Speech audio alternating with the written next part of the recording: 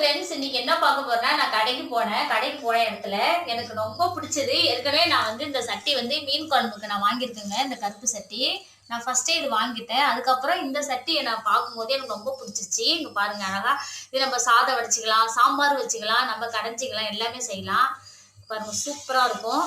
இதேமாரி நான் வாங்கிக்கிட்டேன். இது ரொம்ப நாள் ஒரு ஆசை எனக்கு. இதே போல எனக்கு குழம்பு வைக்கிறதுக்கு நல்லா தாராளமா சாம்பாருக்கு வைக்கிறதுக்கு நான் வாங்கிக்கிட்டேன். இது வந்து மீன் குழம்பு வைக்கிறதுக்கு.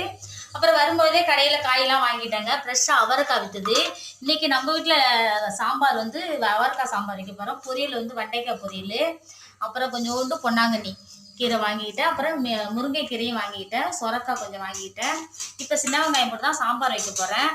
கொண்டைக்கடலை கொஞ்சம் வாங்கிட்டு, கத்திரிக்காய் ஃப்ரெஷ்ஷாக வச்சுதுங்க, சூப்பராக இருந்தது கத்திரிக்காய். நான் கத்திரிக்காய் வாங்கிக்கிட்டேன். வாழைப்பூ தான் இவ்வளவு நான் கடைக்கு போயிட்டு வாங்கிட்டு வந்தது. ஆனால் எனக்கு ரொம்ப பிடிச்சது